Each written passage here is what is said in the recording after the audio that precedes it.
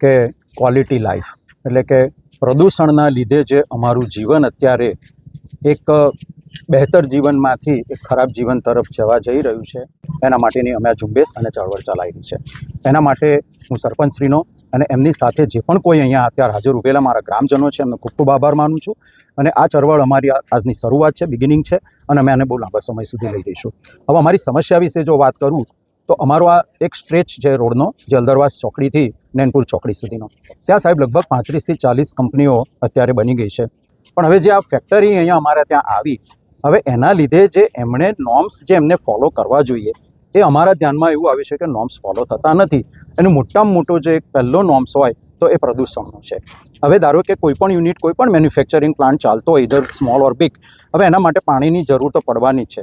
હવે પ્રોસેસ થયેલું પાણી એ ગંદુ હશે, કેમિકલયુક્ત હશે, કલરવાળું હશે, કે કોઈ પણ કન્ટામિનેશન વોટર આપણે કહીએ, એ પાણીનો કાયદેસર એ લોકોની પાસે એને શુદ્ધ કરવાનો પ્લાન્ટ હોવો જોઈએ, વોટર ટ્રીટમેન્ટ પ્લાન્ટ, જે પોલ્યુશન કંટ્રોલ બોર્ડની જવાબદારીમાં આવે છે. એવરી 3rd મંથ એને ચેક કરવું કે કેટલા યુનિટ પાસે હવે આ પ્લાન્ટ છે, વી ડોન્ટ નો. પણ અમને એટલી ખબર પડી છે કે નથી. એનું કારણ એવું છે કે ઘણા બધાના કૂવામાંથી હવે કાળું, લીલું, પીળું પાણી આવવાનું શરૂ થયું છે, જે સમસ્યા અત્યારે કેન્સર તરફ જ અમને દોરી રહી છે. અમારા જ ગામની વાત કરું તો આજે 15 થી 18 કેસ છેલ્લા 3 વર્ષમાં કેન્સરના થયા છે. બરોબર, તો વિકાસ અમારે જોઈએ છે, પણ વિકાસ વિનાશ નથી જોઈતો. ચેર્નોબિલ અમારે નથી થવા દેવું. ઘોડાસર ગામમાં 11 જેટલી ફેક્ટરીઓ આવેલી છે. ફેક્ટરીઓમાં પ્રદૂષણ થાય છે અને પાણી જમીનમાં ઉતારાય છે. ઘણા 4 બોરમાં તો કાળું પાણી આવી ગયું છે, કેમિકલ, અને હવામાં પણ પ્રદૂષણ છોડે છે. અને 1 કરોડથી ઉપર વેરો ભરતા નથી. એટલા માટે અહીંયા પંચાયતમાં પણ વિકાસમાં પ્રશ્ન થાય છે. અને અમે વારંવાર ગામજનોએ રજૂઆત કરી છે, નોટિસો પંચાયત દ્વારા આપી છે, પણ એનો કોઈ નિકાલ થતો નથી. હવે વારંવાર રજૂઆત કરવા કોઈ નિકાલ થતો નથી, તો અમે આગળ પ્રયત્નો કરીશું. આગળ એની ગામજનો બધા ભેગા થઈને પણ આગળનો પ્રયત્ન કરીશું. હવે કંપનીઓવાળા એવું કહે છે, વારંવાર આવે છે પંચાયતમાં, તો એવું કહે છે કે અમારી પહોંચ ઘણી ઉપર છે, તમારે જે કરવું હોય કરી લો. અમે ત્યાં અમદાવાદમાં પણ વેરો ઘણી જગ્યાએ ભરાતો નથી, અમે પણ નહીં ભરીએ તો તમે શું કરીશું આગળ, એવું કહે છે. સમસ્યા તો છેલ્લા 5 વર્ષથી છે. 5 વર્ષ પહેલાં પણ આ રીતે અમે ચળવળ ઉપાડી હતી, અને એ 5 વર્ષમાં કોઈ જ એનું પરિણામ નથી આવ્યું.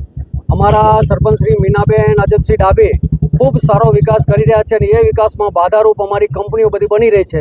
કારણ કે 1 કરોડ ને 38 લાખ જેટલો જો વેરો બાકી હોય, કોઈ ગરીબ માણસ હોય તો આપણે એને નોટિસ આપીએ છીએ, ટીવી કહે છે કે નોટિસ આપવાનો બોજો પાડો, તો 1 કરોડ 38 લાખ રૂપિયા જેવો માતબર વેરો, એટલે અમારા વિકાસ ઘોડાસરના એને એક બાધારૂપ બની રહ્યા છે આ કંપનીવાળાઓ. બીજું, કંપનીવાળાઓ પ્રદૂષણ એટલું બધું એર પ્રદૂષણ ફેલાવે છે કે આજુબાજુના સવારમાં જો ઉઠીએ તો આપણે એનો હવા પણ ન લઈ શકીએ એવું એક પ્રદૂષણ ફેલાવે છે. બીજું કે જે કેમિકલ જે જમીનમાં ઉતારી રહ્યા છે, તો આજુબાજુના જે ખેડૂતો છે એમને પાણી રંગી નીકળી રહ્યા છે, કેમિકલવાળા નીકળી રહ્યા છે. અને હું તો વધુમાં એ કહું કે છેલ્લા 50 વર્ષથી જુઓ, અને આ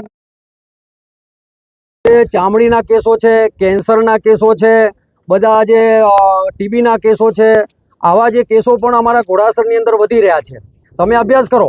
અને હું સૌથી વધુ તો આ મીડિયાની હાજરીમાં એક કહેવા માંગીશ કે આ લોકો દાદાગીરી કરે છે, અમે મંત્રીઓના સગા છીએ, આન તેન એમ કરીને વેરો ભરતા નથી. બીજું, મને તો પૂરેપૂરી બાંગ્લાદેશીઓ પણ અંદર છે, એની પણ સંપૂર્ણ તપાસ થવી જોઈએ. કંપનીની અંદર બાંગ્લાદેશીઓ હોવાની હમણાં શંકા છે, તો કાલે કંઈ ગુના કરીને જતા રહેશે તો કોણ જવાબદાર છે? પંચાયતની અંદર કોઈ ડોક્યુમેન્ટ છે નહીં, એના આધાર કાર્ડ પંચાયતની અંદર જમા કરાવો અને વેરો જમા કરાવો. જો આ તમે નહીં કરો તો તમે મંત્રીનો સગા છો, એટલે ગરીબ માણસને જો વેરો, એટલે અમારી માંગ છે કે વહેલી તકે આ વેરો ભરવામાં આવે અને અમારો વિકાસ છે એની અંદર એક વેગ આપવામાં એવી માંગ છે.